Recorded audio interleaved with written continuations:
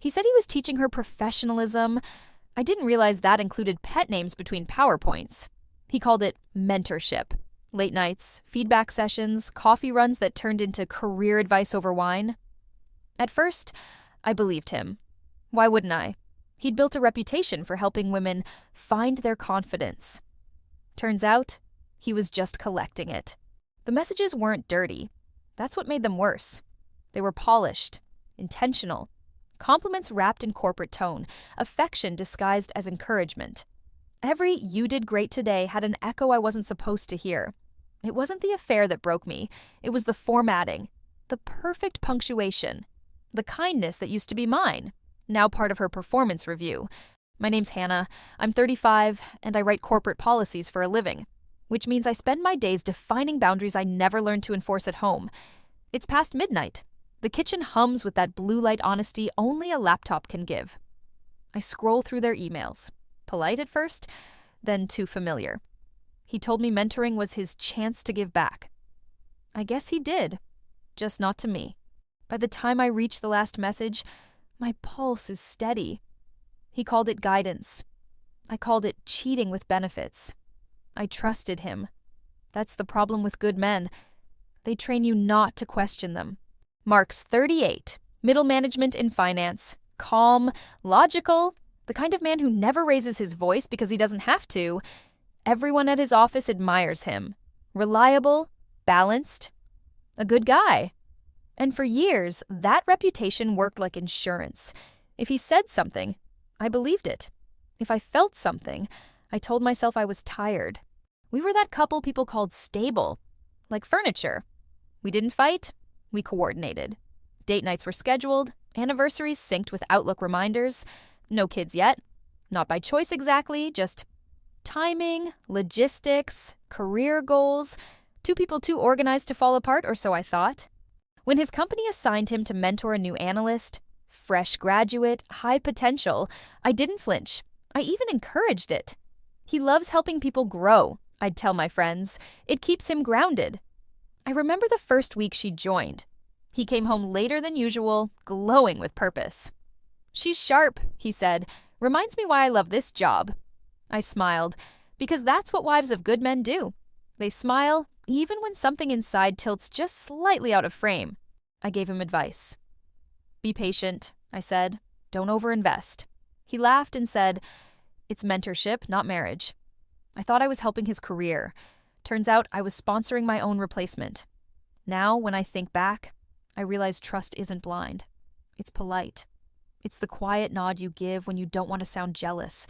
The silence you keep because he's earned it. The way you apologize for noticing what he made you doubt. We met at a corporate retreat.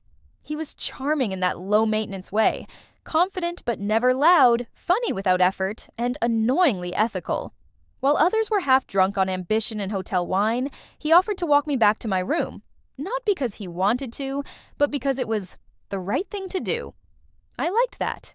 In a world full of networking, he felt like integrity in a suit. In the early years, it was simple. Sunday morning coffee runs, joint gym sessions, those early emails that said, "Miss you already?" even from the elevator. We built something steady, predictable, safe. We didn't just fall in love, we co-authored a life plan. We climbed career ladders in tandem, different fields, same ambition. Our romance ran on productivity, shared calendars, meal preps, goal setting. We spoke the same language, efficiency as affection. When we said, "I'm proud of you," what we really meant was, we're still on track. One night, years ago, he said, "I'd never risk us for something stupid." I believed him. Back then, I thought integrity was immunity. Over time, our marriage became optimized, scheduled intimacy, joint to-do lists, shared silence. We weren't unhappy, just maintained. Like a system that never failed because it stopped trying to grow. It's easy to stay loyal when your life has no empty hours. But eventually, one of us got promoted to lonely. 4. The shift, first red flag, the protege. 350 words. Her name was Lara, mid-20s, ambitious, the kind of bright that made people forgive her for being new to corporate politics. Mark couldn't stop talking about her. "She's sharp," he said. Reminds me of how you were. And somehow, that was supposed to be a compliment. I brushed it off. Of course, he'd admire talent. That's what good mentors do. I even felt proud in a detached way, like his guidance was an extension of us, the stability we'd built spilling into someone else's future. But soon his vocabulary changed. It wasn't I anymore. It was we. We're working late. We stayed after to close the report. We. A word that used to mean us, now redistributed without my consent. Then came the wardrobe shift. New ties, polished shoes, a cologne I didn't recognize. I teased him once, said, "Who are you trying to impress?" He smiled, straightened his cufflinks. Got to set a good example. The first real flicker of doubt didn't come from him. It came from her. A LinkedIn request. Innocent enough. Her cover photo caught my eye. A picture of a restaurant patio, golden hour lighting, wine glasses catching the sun. It looked familiar. It should have. It was the same place Mark and I had celebrated our anniversary last month. Same table, same angle, different company. I told myself it was coincidence. But coincidences are just evidence with better PR. He called it mentorship. She called it opportunity. And I started calling it what it really was, a rehearsal. Mentorship was supposed to be about progress. Turns out it was practice. It wasn't a message, not a photo. Just a forwarded email in our joint inbox. Subject line, client meeting rescheduled, please confirm. Inside, a hotel booking confirmation, reservation under Lara Nguyen. 2 guests, 1 room, upgraded suite.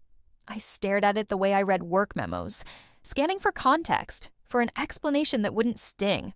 That night at dinner, I didn't mention it right away. He was scrolling through his phone, half listening to whatever I was saying. I asked, "How's your mentee?" He smiled without looking up. "She's doing great. Sharp learner." I stirred my drink, pretending calm was control, then said, "You must have covered a lot in that hotel room." He froze. Not guilt. Confusion first. Then the performance began. "It's not what you think. It was a business trip. A booking mistake." A mistake with room service, apparently. The next day, I called the hotel. They confirmed the couple requested champagne upon arrival. I didn't cry. I just felt demoted, like being replaced by an intern in my own marriage. When he finally admitted it, he didn't call it cheating. He said it was emotional. A connection I didn't plan. That's what people say when they want to sound noble about their appetites. He said it was over, that it never meant to go that far. And I wanted to believe him. Not because I trusted him, but because disbelief required energy I didn't have. I didn't scream, didn't pack a bag. I just watched him try to rationalize a lie he rehearsed like an apology email. Cheating isn't an event. It's a project. You only notice when it's past the launch date. Not revenge, just space. Days later, he noticed. Scrolled through the empty folders, lips tightening, eyes flicking toward me. Not in anger, just quiet confusion. He didn't ask why. Maybe because he already knew. After that, we coexisted politely. Good mornings, good nights, and everything hollow in between. He still wore his wedding ring, but more like an ID badge. Proof of membership, not devotion. He used to check his reflection before leaving for work. Now he checks mine, to see if he still exists in it. We tried therapy. Or rather, he did. I just attended. He told the therapist it was a communication issue. That phrase alone should have earned him a refund. I sat through the sessions, listening as he used corporate language to confess. I mismanaged boundaries. I overinvested emotionally. I lost perspective. Every sentence sounded like a press release for a scandal he was already forgiven for. He promised he'd cut things off, said he'd transferred Lara to another department. Clean slate, he called it. And for a moment, I almost admired the efficiency. For weeks, we tried to reset. Dinner without tension, small talk about deadlines and grocery lists, touch without warmth, like colleagues pretending to still like each other for HR's sake. But the small tells never stopped. A delayed reply. A vague meeting that ran a bit late. A look that carried the weight of something unfinished. His stress didn't look like guilt anymore. It looked like nostalgia. Then came the third twist, the one that didn't explode, just echoed. A group email from Laura's department. Excited to join a new firm! Grateful to Mark for believing in me! Attached was a photo from her farewell party. Balloons, paper cups, Laura leaning on his shoulder, both smiling like people who never got caught, only transferred. He called it closure. I called it relapse. That night, I didn't confront him. Didn't need to. Instead, I opened our shared drive, the folder labeled Us. Vacations, anniversaries, birthdays. One by one, I selected every file, every frozen version of us that used to look happy, and pressed delete. Not revenge, just space. Days passed before he noticed. He said nothing. Neither did I. We existed politely, like two employees waiting for the other to resign first. He used to check his reflection before leaving for work. Now, he checks mine, to see if he still exists in it. Months passed. We carried on as if continuity could cure decay. Same routines, same schedules. Mornings still began with coffee, just quieter. Evenings still ended with good night, just later. I kept my job, took on extra projects, anything to avoid the silence of our living room. Productivity became my therapy. Deadlines, my escape plan. He grew polite, almost professionally so. Thanks for dinner. Sleep well. Each phrase like an automated response. Civil, detached, grammatically correct. Our marriage became an office. Two employees clocking in for civility, clocking out for solitude. No passion, no arguments, just performance metrics of tolerance. Sometimes he'd linger at the doorway before work, as if waiting for me to say something meaningful. I never did. There was nothing left to negotiate. Eventually, I started applying for positions abroad. Not to run from him, just to see who I might be without his shadow outlining me. Every form asked the same question. Reason for leaving? I wrote, career growth, because emotional atrophy didn't fit in the text box. One night, while using his laptop to print something, I found an email draft he'd left open. Subject line, recommendation, Lara Nguyen. I shouldn't have read it, but of course I did. The words felt hauntingly familiar. Dependable, strong communicator, empathetic. The same adjectives he once used to describe me, back when love still had a performance review. I didn't delete it, didn't confront him either. I simply saved the file and left it sitting there, unsent, unfinished, waiting for him to notice. He called it growth. I called it recycling. The new office is smaller. The desk wobbles when she types, and the window faces another building instead of a skyline. But the silence here feels earned, not imposed. Different city, different rhythm, same job, same instincts. Still writing policies about boundaries she now actually keeps. One afternoon, between meetings, a notification pops up. LinkedIn. Mark endorsed your leadership skills. She stares at it for a long second, then laughs. Not bitter, just tired in a way that finally feels clean. She doesn't block him, doesn't delete the notification, just lets it sit there, archived proof that even ghosts can network. She thinks back to everything he called mentorship. The late nights, the advice, the quiet betrayals disguised as generosity.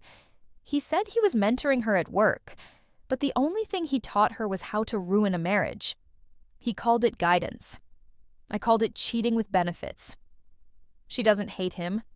She just sees him now, clearly, clinically, as a man who mistakes admiration for love and performance for redemption. I used to think betrayal was subtraction, losing someone. Now I know it's duplication, watching someone reuse everything they once said to you. She shuts her laptop, looks out the window, and exhales. There's no revenge, no final speech, just the calm of someone who stopped auditing a relationship that never balanced. He built her career. I rebuilt my silence. Maybe that's mentorship too.